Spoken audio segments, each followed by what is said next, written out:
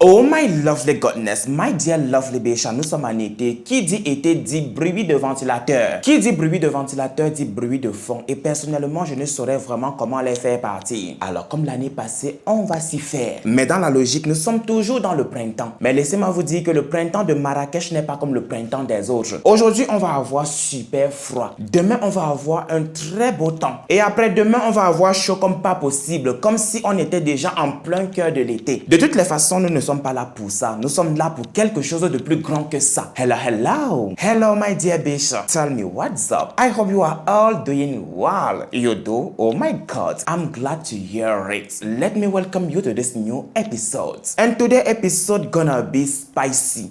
Very spicy. Bonjour mes Béchas, j'espère que vous allez tous et toutes bien. Même si ce n'est pas le cas, vous savez déjà qu'ici ça va aller puisqu'on est entre nous. Vous savez aussi qu'entre nous Béchas, c'est l'amour, oui toujours l'amour. La joie, oui toujours la joie. Et la bonne humeur. Pas que de la bonne humeur, pas que de la joie et pas que de l'amour. Ici aussi, on traverse des moments super difficiles. Et quand cela arrive, on se confie. C'est ça qui est bien sur cette chaîne. Sur ce, maintenant, je vais vous souhaiter à tous et à toutes la bienvenue sur ma chaîne Ibrahim Lassane alias Papa Congosa. Alors mes Béchas, j'espère que vous êtes bien installés parce que je vous retrouve aujourd'hui pour vous parler de Théophile Mbantem, le célèbre féticheur gabonais qui avait pris pour habitude de manger ses clients. Le malade d'un docteur, c'est son client, n'est-ce pas? Voilà pourquoi j'ai dit client. Et oui, vous avez bien entendu. Théophile Mbantem, le célèbre Gabonais, le célèbre féticheur gabonais, qui avait pour habitude de manger ses clients, de manger ses malades. C'est-à-dire que tu viens avec un problème de pied, et c'est ce problème de pied-là qui te conduit dans la tombe. Je peux vous assurer que c'est une histoire de fou. Mais avant de commencer, laissez-moi simplement vous dire que cette histoire-là, je voulais l'aborder depuis l'année passée. Mais je repoussais toujours à plus tard. Comme quoi, vaut mieux tard que jamais. Avant aussi qu'on entre dans le vif du sujet, laissez-moi vous dire, avant qu'on ne me dise en commentaire plagiat, je vous ai dit que je voulais aborder le sujet l'année passée. Ceci dit, j'avais le sujet, mais pas assez d'informations sur le net pour mener à bien la mission, pour vous sortir une vidéo complète. Voilà pourquoi j'ai laissé le temps faire son temps. Et voilà qu'un jour, en me baladant sur les réseaux, j'ai constaté que MyCanal, My Lovely Godness, j'ai constaté que Canal+ avait fait un reportage sur Mbantem. Et puisque moi je n'ai du tout pas un compte MyCanal, j'ai fait un post sur Snap pour demander à mes Béchas s'ils ont un compte Snap, pas un compte Snap, s'ils ont un compte MyCanal pour me permettre de mener à bien cette mission. Et par la grâce de Dieu, une de mes Béchas m'a donné son compte. Voilà comment vous aurez aujourd'hui cette belle histoire. Voilà comment vous aurez aujourd'hui cette folle histoire. Tout ceci pour vous dire que tout ceci est possible grâce au documentaire de Canal+. Mais pas que, grâce aussi aux informations que j'ai collectées sur les réseaux sociaux. Pas sur les réseaux sociaux, sur le net. Je pense sincèrement que j'en ai assez dit. Je pense sincèrement que j'ai pris tout votre temps dans l'introduction. Ne m'en voulez pas pour ça mes Béchas. Vous savez très bien que j'aime beaucoup bavarder. Alors trêve de bavardage. On va s'asseoir confortablement comme je le suis actuellement. On va se prendre quelque chose à boire et à grignoter. On ne va surtout pas oublier son pouce bleu. Et si toutes les conditions sont réunies, on se met tous dans le mood de la story.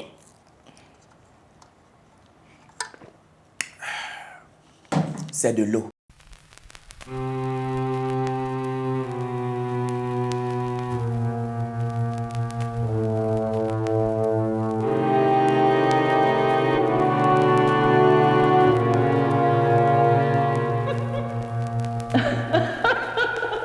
My dear lovely Bécha, one more time, une fois de plus, before we start, avant qu'on ne commence, je sais pertinemment que je suis en train de faire de la traduction et je sais que ça ne va du tout pas plaire. Je sais qu'à cause de ça, j'aurai des dislikes. Mais ne vous inquiétez pas, nous sommes habitués. Je voulais vous dire ceci avant de commencer. Ce n'est pas parce qu'on parle de true crime, ce n'est pas parce qu'on traite une affaire criminelle qu'on doit être carré jusqu'à la fin, qu'on n'a pas le droit d'avoir la mine détachée, qu'on doit être sérieux jusqu'à la fin. Non, on peut avoir la mine détachée. Non, on peut s'amuser aussi un peu. Oui, on peut insérer des blagues dans une affaire criminelle. Maintenant, toi qui penses que c'est tellement déplacé, bye yo, may God bless you, kiss, et c'est sans rancune. Maintenant, toi qui es d'avis avec moi, installe-toi confortablement et on va commencer. En avril 1988, André Ondondong, professeur d'anglais au lycée d'Oyem, passe par des moments difficiles. Le professeur passe par des moments super difficiles. Il a l'impression qu'il va se foutre en l'air en n'importe quel moment. moment. Pour ceux qui n'ont pas compris, en ce moment-là, en avril 1988, André Ondondong souffre de ce qu'on appelle aujourd'hui la dépression. Et comme vous le savez, dans les années 80, la dépression est considérée comme une maladie mystique, comme une maladie des esprits. À noter qu'elle est toujours considérée comme telle jusqu'aujourd'hui. En Afrique, si tu souffres de dépression, il n'y a pas de « oh, je m'avais consulté un psychologue ». Non! En Afrique, si tu souffres de dépression, tu dois soit te faire suivre traditionnellement, soit te faire suivre religieusement. En Afrique, quand on souffre de dépression,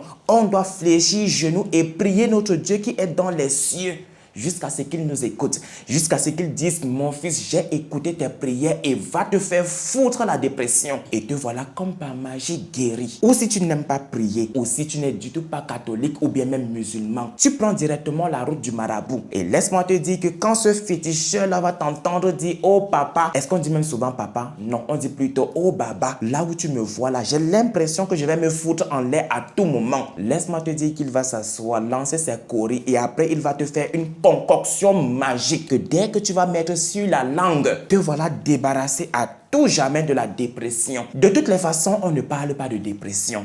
Bien sûr que si on parle de dépression, parce que c'est cette maladie-là qui a conduit André Ondondong chez un féticheur. Alors, en avril 1988, comme je vous l'ai tantôt dit, André Ondondong, professeur au lycée d'Oyem, professeur d'anglais au lycée d'Oyem, souffre de dépression. Il cherche désespérément une solution. Et dans sa quête pour une solution, il va faire la rencontre de quelqu'un. Il va faire la rencontre de V. Owone. V va lui parler du célèbre Théophile Mbantem, le célèbre féticheur capable de tout guérir, même les maladies les plus incurables. Vous pensez que je suis en train de blaguer? Bien sûr que non. Et bonne nouvelle pour André Ondondong. Mvé va lui dire que Théophile Mbantem, c'est son beau-frère. Et puisqu'ils sont amis, franchement, il va avoir une solution rapide à ses problèmes. Mvé Owone, le nouvel ami de confiance d'André Ondondong, va tellement bien vendre son beau-frère, va tellement bien vendre Théophile Mbantem que André ne va voir que du feu. Désormais, il est persuadé que sa guérison ne viendra que de Théophile Mbantem, le grand et puissant maître capable de tout faire, le grand et puissant maître pour qui aucune maladie n'a de secret. C'est cette confiance aveugle en ce féticheur qui va le conduire dans la tombe. C'est cette confiance aveugle en V qui va conduire André à sa perte. Avant de continuer avec l'histoire, je vous propose de revenir dans le passé d'André Ondondong. Laissez-moi vous parler un tout petit peu de lui. Je pense sincèrement que là, on va un tout petit peu temporiser parce que j'étais en feu tout à l'heure. Alors, dans notre temporisation, André, comme vous le savez déjà, était professeur d'anglais au lycée d'Oyem avant les faits. Oyem qui est la 4e ville la plus peuplée du Gabon après Franceville, Libreville et Port-Gentil. Au moment des faits, André a 36 ans, c'est-à-dire qu'il est né en 1952. Dans quelle région? Ça, je ne le sais pas. Peut-être toujours à Oyem. Et toujours au moment des faits, André est déjà marié et père de 4 enfants. Maintenant, d'après Martin Ifandong, le frère d'André Ondondong, André était une personne très réservée, une personne calme et douce, une personne compréhensive et sociable. Il est toujours à l'écoute des autres. Ses élèves et ses collègues l'apprécient énormément. Pour eux, c'est un professeur accompli, c'est un professeur exemplaire. Il fait très bien son travail et quand il le fait, on sent de l'enthousiasme. On sent qu'il voulait faire ça dès son enfance. On sent que c'était l'éducation ou rien pour lui. Avant sa disparition, comme je vous ai tantôt dit, il est surmené. André souffre de dépression et dans son couple, ça ne va plus fort. Il s'est éloigné de sa femme et de ses enfants. Situation qui ne l'arrange du tout pas. Et il faut trouver une solution et ce le plus vite possible. Et comme je l'ai tantôt aussi dit, il est hors de question de se rendre dans un hôpital pour commencer à expliquer qu'on est surmené, pour commencer à expliquer qu'on souffre de dépression. Les gens vont se moquer de nous. En plus de cela encore, en ce moment, le mot dépression n'existe pas encore dans le vocabulaire africain. Comment voulez-vous maintenant qu'André se pointe dans un hôpital pour expliquer qu'il souffre de dépression, qu'il a l'impression qu'il va se foutre en l'air à tout moment? En ce moment, la solution idéale est soit de se rendre chez un féticheur, soit se retourner vers les hommes de Dieu. Et en tant que bon Gabonais, André va faire le choix de se tourner vers les marabouts. Et c'est là qu'il va rencontrer Mvé Owone. Mvé vient de s'installer dans la ville d'Oyem et ce pour sa formation d'instituteur. Et comme par hasard, Mvé a les mêmes centres d'intérêt qu'André, c'est-à-dire qu'il fréquente énormément des marabouts et il connaît surtout le maître suprême des marabouts. Et Satan voulant, j'ai dit Satan voulant parce que cette rencontre va être funeste pour André. Je disais donc tantôt, voilà maintenant que Satan voulant, André et V vont devenir des super meilleurs amis. J'ai dit des super meilleurs amis? Non, des super meilleurs amis. Et qui dit amitié dit confidence. André va alors commencer à raconter tous ses problèmes en V. Si avant de rencontrer V, André était déjà bizarre, laissez-moi maintenant vous dire que sa relation avec V, son amitié avec V va le rendre encore plus chelou. Il va encore plus s'éloigner de sa femme et de ses enfants. Vous allez comprendre pourquoi il s'éloigne ainsi de sa femme et de ses enfants. C'est indépendamment de sa volonté. Ne soyez du tout pas pressés. On va y arriver mes béchas. Voilà qu'un jour dans leur conversation, V va lui dire: j'ai la solution à tes problèmes. Et la solution à tes problèmes n'est autre que Théophile Bantem, le grand et puissant maître incontesté. Laisse-moi te dire que ce marabout-là, laisse-moi te dire que ce féticheur qui est aussi mon beau-frère, parce que oui, il a épousé ma sœur, est le plus grand des marabouts ici au Gabon. Il guérit toutes les maladies.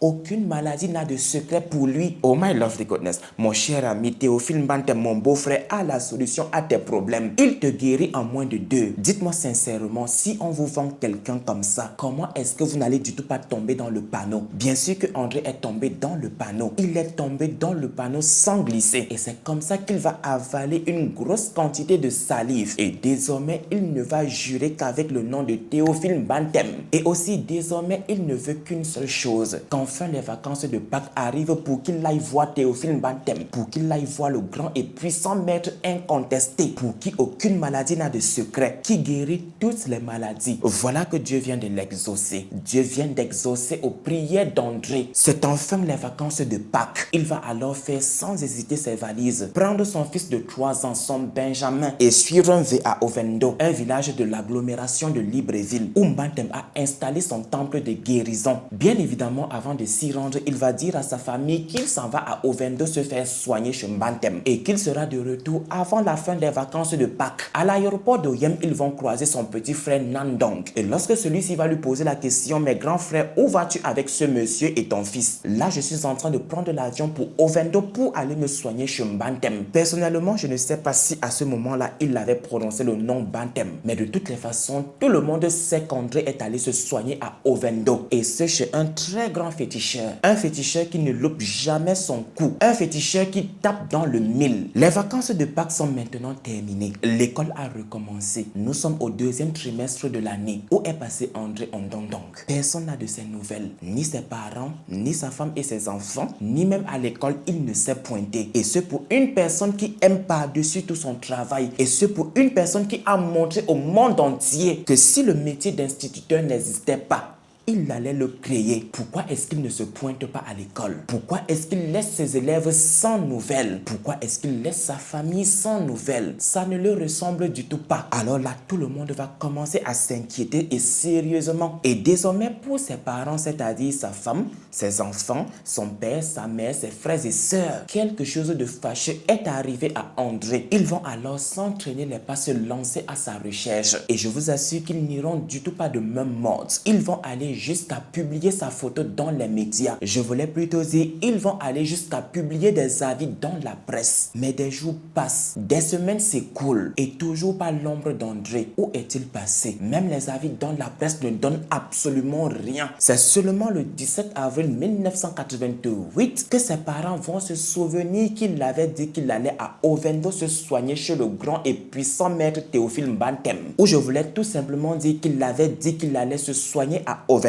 Immédiatement, ils vont s'y rendre. À Ovendo, ils vont se lancer à la recherche du temple du dit célèbre féticheur Théophile Bantem. Et voilà qu'après quelques heures de recherche, ils vont finalement trouver le temple du dit féticheur. Laissez-moi maintenant vous choquer. Lorsqu'ils arrivent au temple du grand et incontesté maître Théophile Bantem, Théophile Bantem en question et ses fidèles sont unanimes. André est déjà retourné à Oyem. Oui, il était là. Oui, on l'a soigné. Mais là, il n'est plus là. Il est déjà rentré à Oyem avec son enfant. Les parents d'André ne sont pas dupes. Ils ne sont du tout pas nés de la dernière pluie. Ils savent pertinemment, ils savent très bien que Théophile est en train de mentir. Ils savent pertinemment que les fidèles de Théophile sont en train de mentir. Vous ne pouvez du tout pas nous dire qu'il est rentré à Oyem. Pourtant, on l'a fouillé à Oyem comme jamais. Et on ne l'a du tout pas trouvé. Laissez-moi vous dire que du côté de Théophile Bantem, ils sont convaincus qu'ils ont dupé la famille d'André. Quand tout à coup, Dieu décide de les exposer. Vous savez, il y a un adage qui dit qu'à 99 jours pour le voleur, un seul jour pour le grand patron. Voilà que le fils de 3 ans d'André avec qui il avait voyagé à Ovendo va surgir de nulle part. Et lorsqu'il va surgir, il va reconnaître son tonton. Quand il reconnaît son tonton, il court dans ses bras. Et une fois dans les bras de son tonton, il va dire ceci: tonton, tous ces gens qui sont ici ont tué papa. Avant de tuer papa, ils l'ont ligoté et l'ont bien molesté. Maintenant, après l'avoir tué, ils l'ont transporté dans une voiture et sont allés le jeter quelque part. Vous voyez comment est-ce que Dieu est fort? Un enfant de 3 ans a pu sortir ceci de sa bouche. Je suis actuellement sûr d'une chose, que vous vous demandez certainement pourquoi est-ce qu'André avait amené avec lui son fils Herbert de 3 ans et pourquoi il était toujours en vie contrairement à son père. Laissez-moi faire un petit tour à Oyem avec vous, et ce avant qu'André n'embarque dans l'avion pour Ovendo avec son fils Envé, son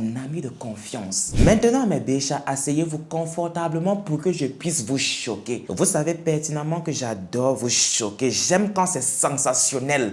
J'aime quand c'est fort, hyper fort. Laissez-moi vous dire qu'un V avait dit à André que le grand et puissant maître Théophile Mbantem lui avait dit, lui avait confié, lui avait fait savoir que son mal venait de sa femme et de ses enfants. C'est incroyable, n'est-ce pas? Mais vrai. Et c'est aussi la réalité de l'Afrique. Il y a même aussi des pasteurs qui s'y prêtent souvent au jeu. Des pasteurs qui, lors des messes, vous disent: oh, je vois dans ton avenir et je vois aussi dans ton passé. Laisse-moi te dire que si tu ne prospères pas aujourd'hui, c'est à cause de ta mère. Ta mère est une vilaine sorcière. Ton père est un vilain sorcier. C'est lui qui est assis sur ta destinée comme ça. Il ne veut pas bouger son cul là-dessus. Ah bon, pasteur, c'est lui qui est à la source de mes problèmes? Ok, c'est sans problème, pasteur. C'est lui qui m'a mis au monde. C'est elle qui m'a mis au monde. Donc, si elle s'assoit sur ma destinée, elle a le droit. Ne nous éparpillons pas. Et puisqu'en ce moment, André fait pleinement confiance en V, je vous assure qu'en ce moment, si vous aviez consulté le dictionnaire français, vous deviez voir André fait pleinement confiance en V. Alors, aussitôt V lui a dit cela, aussitôt il s'est exécuté comme un tout petit toutou. Il s'est éloigné illico presto de sa femme et de ses enfants, sauf d'un seul de ses enfants, le petit Herbert, 3 ans. Maintenant, je réponds à votre question, à savoir pourquoi Herbert est toujours en vie. Donnez-moi quelques instants, on m'appelle. Allô? Oui? Ok, je suis au 3e. Si la porte est ouverte, je suis au 3e appartement 18. Je suis devant la caméra. Avant que tu ne montes.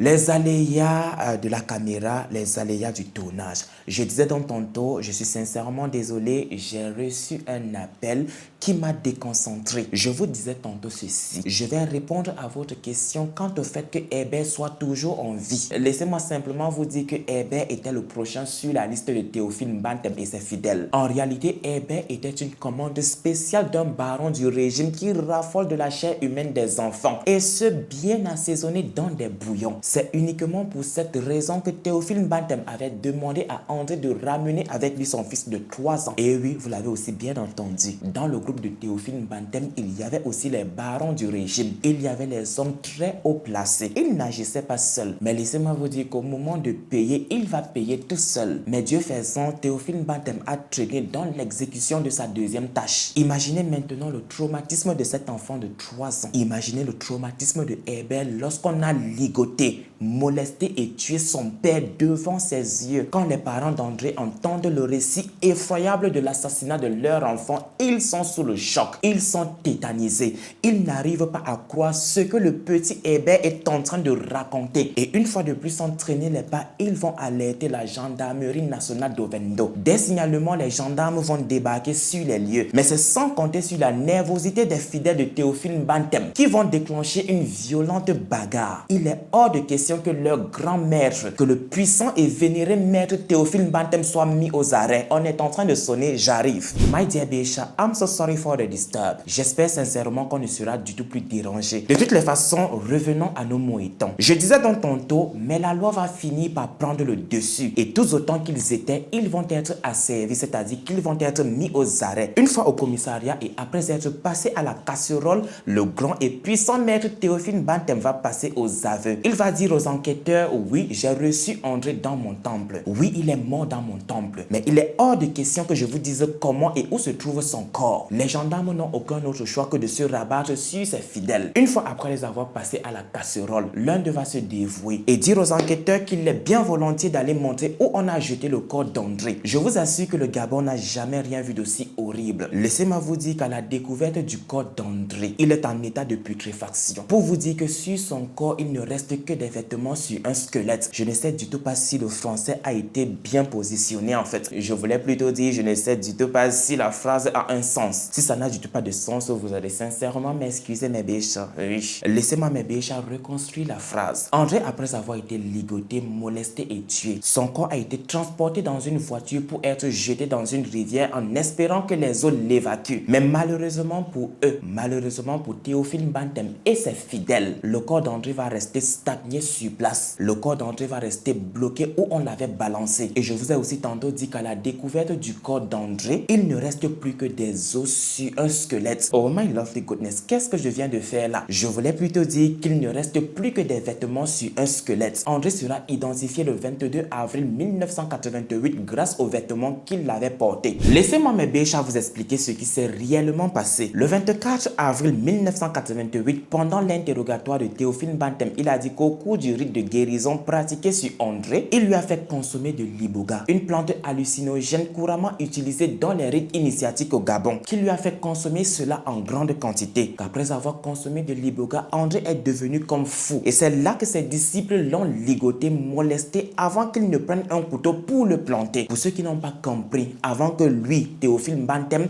ne prenne un couteau pour poignarder sauvagement André, qu'après avoir constaté qu'André était mort, ils l'ont transporté dans une voiture pour aller le jeter dans une rivière. Et ceci en espérant que son corps soit évacué par les eaux. Mais malheureusement pour eux, ce ne fut le cas. Mais ce jour-là, après avoir jeté le corps d'André, ils sont retournés au temple. Mais la sensation de n'avoir du tout pas achevé sa tâche lui est apparue comme une frustration certaine. Et voilà que 2 jours après, il est retourné sur les lieux avec un couteau. Et ce pour se livrer à un acte de barbarie sans précédent. Il a ouvert le ventre d'André pour y retirer son estomac, son foie, son cœur et ses poumons. Et pas que, puisqu'avant de rentrer, il va prendre le soin de couper son sexe, de couper sa langue et de le raser, c'est-à-dire de raser ses poils de sel et ses poils de sexe. Et maintenant, devinez ce qu'il a fait de cela avec ses parties dites essentielles. Théophile Bantem a préparé un mets qu'il a consommé avec ses fidèles. C'est un truc de fou, n'est-ce pas? Se livrer intentionnellement à un crime rituel. Et ce pour assouvir ses propres besoins, ses propres désirs. De toutes les façons, lorsqu'on pratique un crime rituel, c'est pour assouvir les désirs de qui? Il va par la suite dire qu'André est mort 2 semaines plus tôt, c'est-à-dire le 7 avril 1988. C'est-à-dire aussitôt arrivé, aussitôt il a été tué. Sur la même lancée, Owen et la femme de Théophile Bantem va dire que son mari a déjà tué 6 personnes, que son mari a déjà mangé 6 personnes de la même façon, dont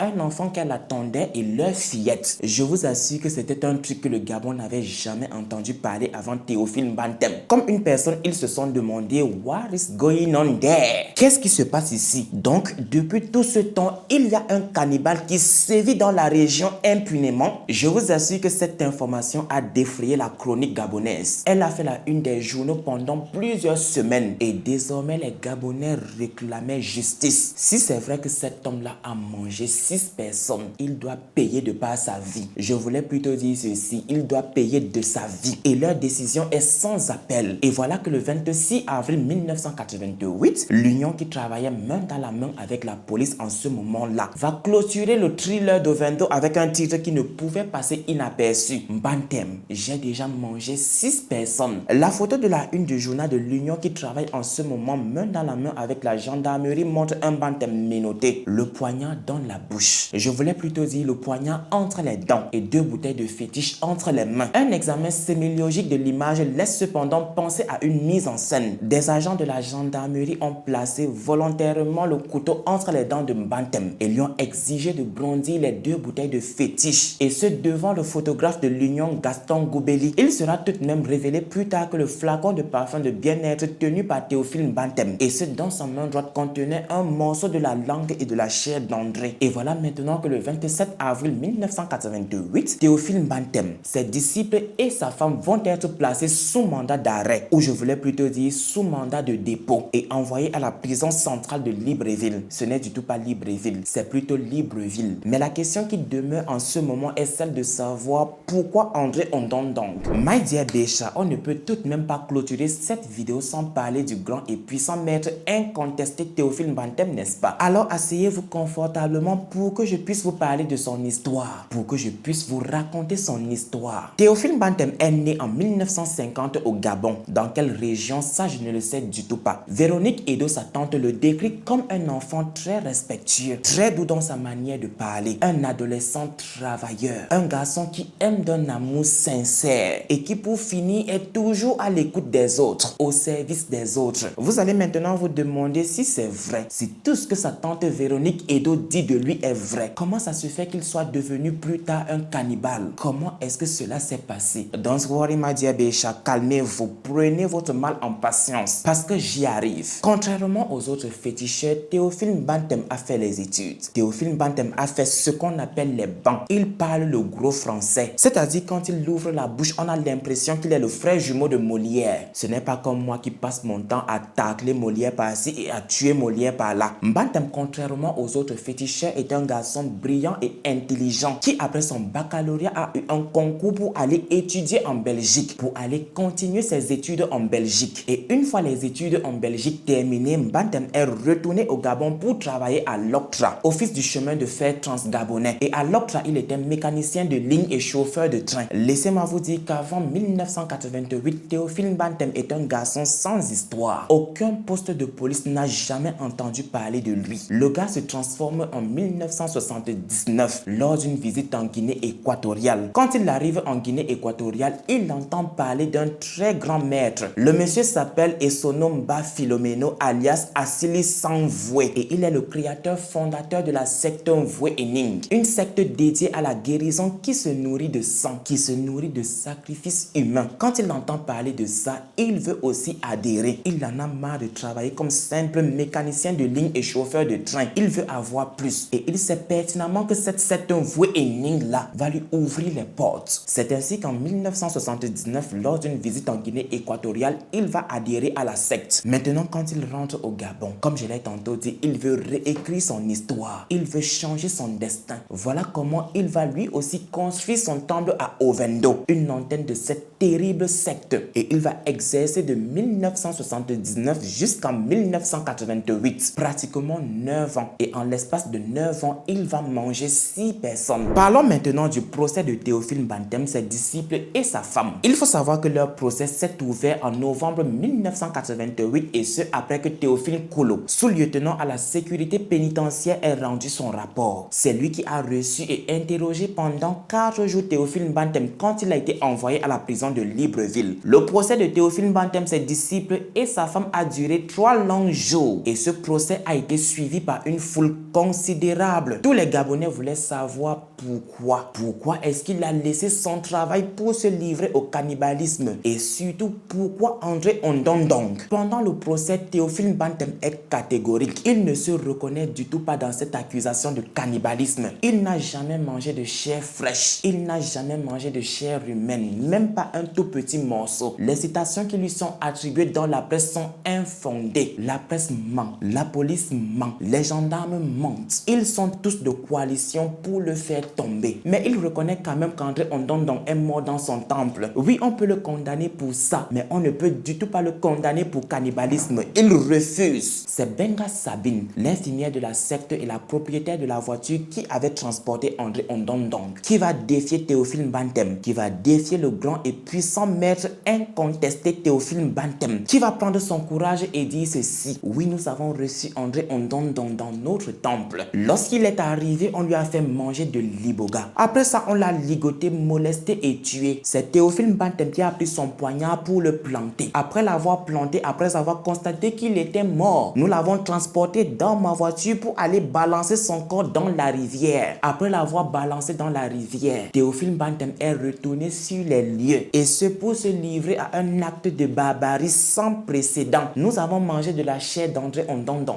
Voilà comment le 3e jour du procès, Théophile Bantem va être condamné à la peine de mort. Son assistant, son bras droit va être condamné, lui, aux travaux forcés à perpétuité. Owen et sa femme va être condamné à 5 ans de travaux forcés et les autres disciples vont être condamnés à des peines avec sursis. Je peux dire que la peine de Théophile Bantem est largement seulement justifié? Son assistant, pourquoi est-ce qu'il n'a pas aussi été condamné à la peine de mort? Pourquoi seulement aux travaux forcés, même si c'est à perpétuité? Sa femme a seulement 5 ans de travaux forcés et les autres a des peines avec sursis. N'ont-ils pas participé à l'assassinat d'André Ondondong? De toutes les façons, Ibrahim, mind your business. Ça ne te regarde pas. L'histoire s'est passée en 1988. N'oublions pas que la secte de Théophile Bantem avait dans l'ombre des hauts dignitaires du pays qui n'ont même pas été inquiétés. Comme je l'ai tantôt dit, c'est ça l'Afrique. Les puissants sont toujours au-dessus de la loi. Ne venez pas ici me dire que même dans le monde c'est comme ça. Parce que je vais vous dire non, vous avez tort. Maintenant, après sa sentence, Bantem a été reconduit en prison pour attendre son exécution. Mais il ne sera jamais exécuté. Puisque la loi numéro 3/2010, promulguée le 15 février 2010, abolit la peine capitale au Gabon. Elle fait suite à la décision du gouvernement gabonais d'abolir la peine de mort en septembre 2007. Je ne sais pas si vous avez constaté, mais j'ai un problème avec septembre. De toutes les façons, il suffit que le message passe. Tout ceci pour vous dire qu'en 2010, la peine de mort de Théophile Bantem a été communiée à la peine de prison à vie, à la peine de prison à perpétuité. Et voilà qu'en 2020, Théophile Bantem a sollicité la grâce présidentielle ou même la libération conditionnelle pour bonne conduite en milieu carcéral. Et je suppose que cela lui a été refusé. Et ce parce que je n'ai lu nulle part qu'il était en liberté. Théophile Bantem a aujourd'hui 72 ans et il est toujours en prison. Il est aujourd'hui le plus vieux prisonnier gabonais. Laissez-moi vous dire qu'il jure toujours par tous les dieux qu'il n'a du tout pas mangé de la chair humaine, qu'il n'a jamais goûté à la chair humaine, même pas un tout petit morceau. Mes chers Béchats, avant de vous quitter, dites-moi s'il vous plaît, pensez-vous Théophile Bantem innocent? Pensez-vous qu'il n'a jamais mangé de la chair humaine comme il veut le faire croire? Ou bien même pensez-vous qu'il a été victime de la manipulation judiciaire? Alors mes Béchats, c'est tout pour cette vidéo. Dites-moi si elle vous a plu. Ou du moins, dites-moi si vous avez aimé la manière à laquelle je l'ai raconté. Si c'est le cas, dites-le moi en commentaire. Si ce n'est pas le cas, faites-le moi aussi savoir en commentaire. Mais de toutes les façons, lâchez-moi votre plus gros pouce bleu en l'air. Partagez cette vidéo avec votre entourage. Dites-leur qu'ici, on fait du très bon boulot. Pourquoi est-ce que vous ne voulez pas vous abonner? Il faut que notre chaîne True Crime francophone grandisse. Donnez de la force à la chaîne. Sur ce, on se reprend à très bientôt. Mais God bless you, kiss. Mais avant, mes Béchats, revenez par ici. Ne faites jamais confiance en qui que ce soit. Gardez toujours vos gros yeux grands ouverts. Car c'est votre propre orteil qui joue aux innocents. C'est votre propre orteil qui joue aux innocents. Qui finira un jour par vous trahir. Qui finira un jour par percer votre chaussure. J'espère me prendre un jour pour Kerry. Mais vraiment, on a beaucoup de souffrance. On a beaucoup eu la tort, on est souffert, on est tellement souffert maintenant. Mais vraiment, on a beaucoup de souffrance, on a beaucoup eu la tort. On est souffert, on est tellement souffert maintenant.